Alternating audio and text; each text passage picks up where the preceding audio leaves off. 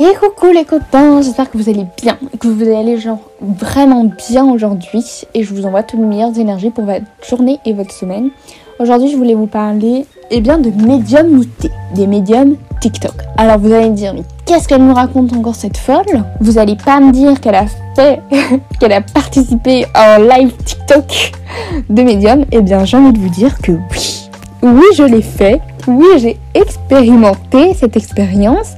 Et j'ai envie de vous dire que ce n'était pas mal. Voilà. Alors, avant de m'accrocher la veste, de me choper par le callback, écoutez-moi. Voilà, ne m'agressez pas déjà. Écoutez-moi pour que vous puissiez entendre mon histoire. Tout commença un jour où je tombe sur un live d'une médium que je ne citerai pas parce que j'ai pas envie. Donc je tombe sur son live et je me dis, ah ça y est. Allez, de nouveau une qui va nous sortir des cracks, de nouveau une qui va faire sauter ses cartes jusqu'en Antarctique. Enfin, vous voyez le truc, quoi. En vrai, vous voyez de quoi je veux parler parce qu'on tombe tous sur ça sur TikTok. Mais bon. Ou une qui va tirer des questions à toutes les 5 secondes. Non, c'est pas ça. Jean-Pierre, non, tu ne vas pas retrouver ta femme. Huguette, non, tes études, ça ne vont pas aller. Vous voyez ce que je veux dire? Et puis, ils vont caler des... Prenez des consultations chez moi sur mon site. Consultation à 85 €. Vous voyez ce que je veux dire? Du coup, je regarde et je me dis, ouais, mais en fait, c'est quand même bizarre, genre c'est quand même bizarre, elle sort pas des dingueries comme tout le monde, elle utilise pas que ses cartes, elle a un pendule, et j'ai l'impression que...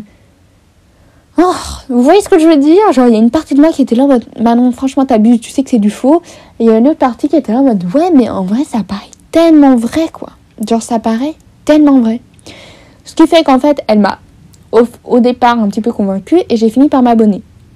Donc, il faut savoir que cette personne fait des lives. En fait, ça dépend. Il y a des fois où elle fait plusieurs lives sur la semaine, des fois pas. Elle a toute une équipe derrière, donc de modérateurs, etc. Et en fait, cette dame m'a bien plu parce qu'elle est extrêmement solaire. Mais quand je vous dis extrêmement solaire, c'est qu'elle rigole, elle se prend pas au sérieux. Genre, elle est pas là pour faire son chiffre d'affaires. Vous voyez, elle est pas là en mode si vous voulez une question, il faut tapoter et envoyer des cœurs et envoyer des cadeaux pour avoir la priorité. Vous voyez ce que je veux dire? Non, elle pioche les questions au feeling, elle rigole, elle se prend pas au sérieux. Enfin, vous voyez vraiment une personne qui sort de l'ordinaire, quoi. Ce qui fait que je me suis dit, ouais, en vrai, je vais m'abonner parce qu'elle est hyper solaire. C'est chouette d'avoir des gens comme ça, donc c'est pour toi, donc pourquoi pas, quoi. Et puis après, on verra si ces lives TikTok s'avèrent vrais ou faux. Voilà.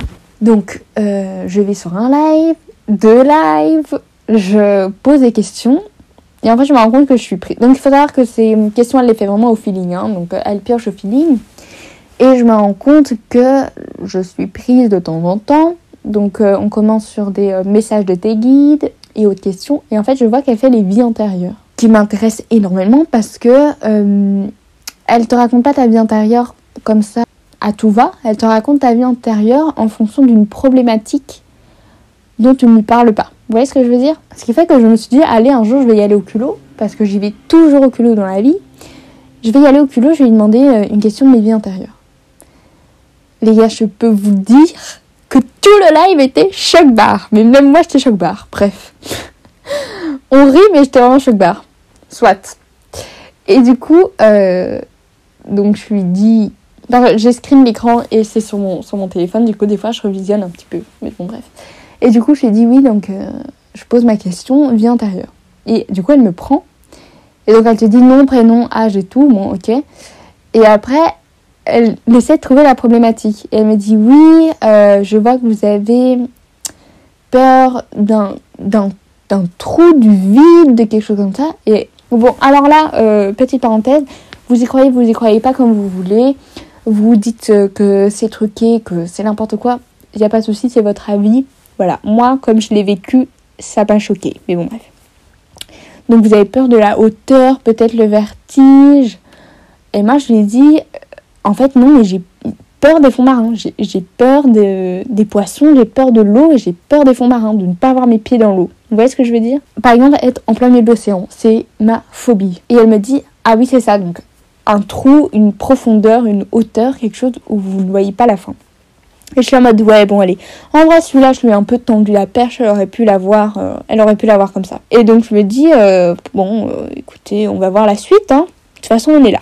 On va voir la suite. Et donc, elle se reconnecte avec ses guides et tout ça. Et ça commence. Donc, elle me raconte, oui, donc, ça se passe à l'Égypte antique.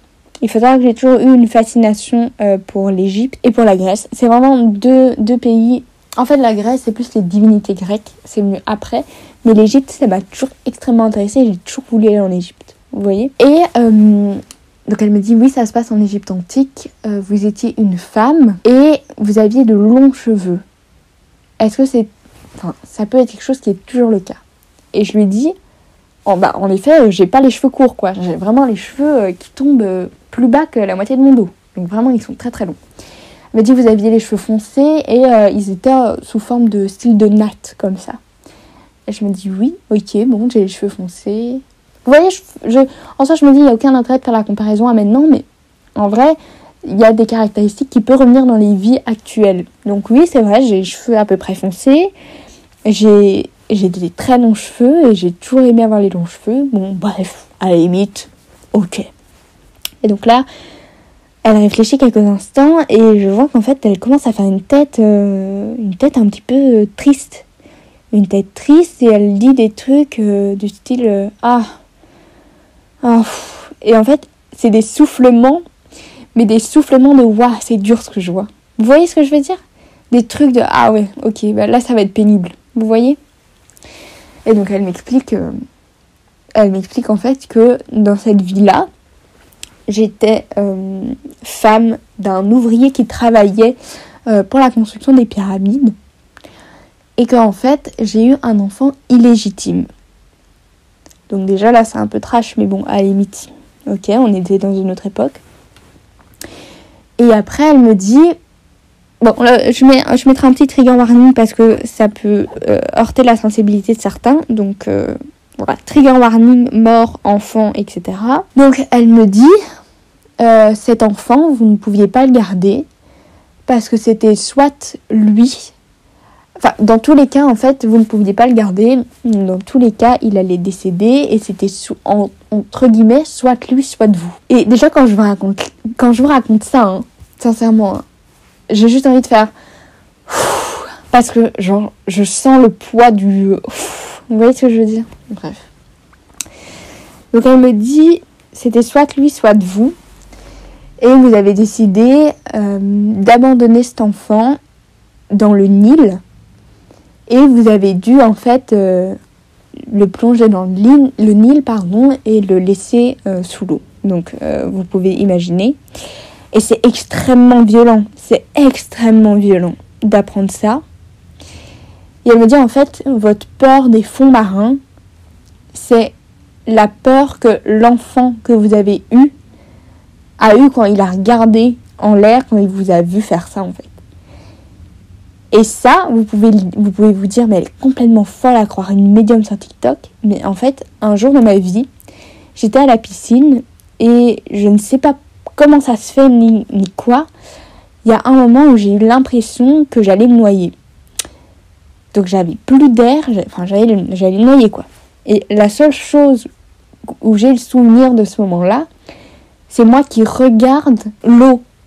C'est moi qui regarde l'eau avec une lumière au-dessus. En me disant, est-ce que quelqu'un va me sortir de là ? Vous voyez ce que je veux dire ? Du coup, en fait, genre quand elle m'a dit ça, j'ai revu cette scène et j'étais en mode... Ah ouais. Vous voyez, genre, ça m'a vraiment touchée. Et là, quand je vous raconte ça, je sens que ma gorge se serre parce que je suis en mode... Ouais, genre... Bref. Et du coup, elle me raconte ça. Et après, donc, tout le live, les gens dans le live étaient déjà extrêmement bouleversés parce qu'en général, quand elle fait des contacts de vie antérieure, c'est jamais aussi trash. Et elle me dit, donc voilà, c'est ça. Après, si je peux me permettre de vous poser une question, et je suis là en mode, bah oui, allez-y. Et là, elle me dit, je suis désolée que ce soit aussi intime et que je vais la poser sur ce live devant énormément de personnes, mais est-ce que quand vous êtes indisposé, vous êtes soulagé d'avoir vos règles ? Et je suis là en mode, oui. Enfin, oui. Enfin, j'ai toujours ce petit côté de moi qui est là en mode... vous voyez, genre, je regarde sur le calendrier en mode, oui, ça doit arriver maintenant, j'espère que ça va arriver maintenant. Et si ça a 1 heure de retard ou quelques heures de retard, je suis là en mode, purée, mais l'angoisse. Et je peux faire des crises d'angoisse par rapport à ça. Et elle me dit, oui, donc en fait, cette peur que vous avez là, c'est la peur d'avoir un enfant que vous ne, entre guillemets, souhaitez pas, enfin, qui n'est pas prévu. Et cette peur de devoir faire pareil. Et je suis là en mode, c'est vraiment possible.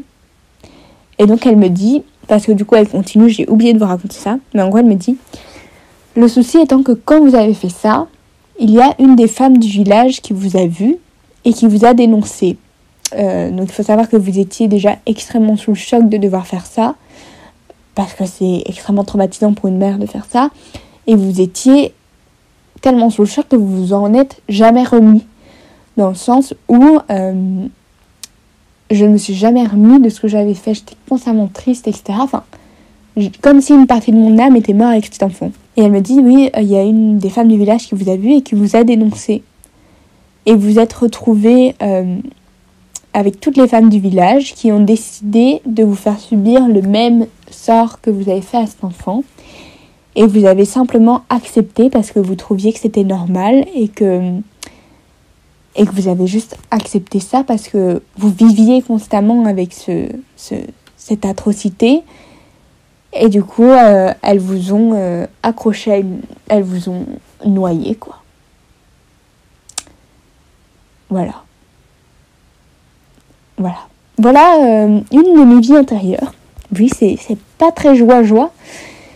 Mais j'ai ce truc de... vous voyez, il y a une partie... Enfin, je sais qu'il y a énormément de personnes dans ce live qui me disaient « Oui, n'aie pas honte, etc. » Mais en fait, je n'ai absolument pas honte de cette vie que j'ai pu avoir. Parce que je sais que le moment où ces femmes ont voulu me faire la même chose, mon âme et ma conscience étaient alignées pour que ce soit ok, en fait. Pour que ce soit... Je ne pouvais pas vivre sans cet enfant. C'était maintenant où je vivais la même chose, soit je ne savais pas vivre sans cet enfant. Enfin bref, je sais pas si vous voyez ce que je veux dire, mais dans ma tête ça paraît un petit peu logique.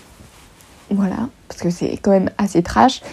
Et je sais que c'est le genre de choses qui me mettent... Enfin, voilà. En fait, je suis le genre de personne où quand je fais du mal à une personne, je m'en veux énormément et beaucoup trop parfois.